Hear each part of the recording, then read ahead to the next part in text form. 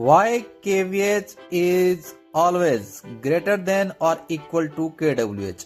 जी हाँ, आपने काफी बार सुना भी होगा और देखा भी होगा कि जो KVH है, अपरेंट एनर्जी जो है वो हमेशा या तो KWH के बराबर रहती है या KWH से ज्यादा होती है। ऐसा क्यों होता है? Let's understand it with the help of formula.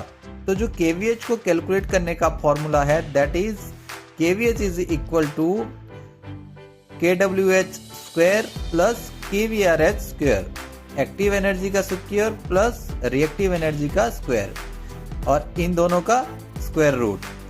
तो इसमें अगर हम देखेंगे, अगर हमारे पास KVRH जो है वो 0 है, मेरे पास जो लोड है वो रेजिस्टिव लोड है और उसमें रिएक्टिव कंपोनेंट नहीं है, तो उस केस में जो हमारा KWH है और KVH है वो हमेशा दोनों बराबर रहेंगे। लेकिन अगर यहाँ पे रिएक्टिव कंपोनेंट ऐड हो जाता है, हमारा जो लोड है उसमें कुछ इंडक्टेंस है या कुछ कैपेसिटेंस है, तो उस केस में कुछ ना कुछ यहाँ पे वैल्यू आ जाएगी। तो उसको देखते हैं कि उस केस में KVH कितना आता है। तो सपोज करते हैं कि KWH हमारे पास 10 है और हमारे पास जो KVRH है वो 5 है। ठीक है, तो इसको जब हम सॉल्व करेंगे तो ये यहाँ पे 100 हो गया और ये यहाँ पे 25 हो गया। इसको फर्दर सॉल्व करेंगे तो ये 125 हो गया और 125 का स्क्वायर रूट जो रहता है वो रहता है 11.18।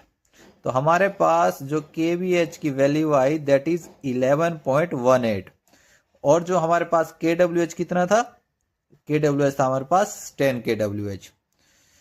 तो यहां आप देख रहे होंगे कि जब हमारा KWH 10 था तो उस केस में जो KVH है 11 आ गया, क्योंकि यहाँ पे रिएक्टिव के कुछ कंपोनेंट ऐड हो गए, रिएक्टिव की कुछ वैल्यू ऐड होगी, तो इसलिए यहाँ पे वैल्यू जो है वो इंक्रीज होगी KVH की।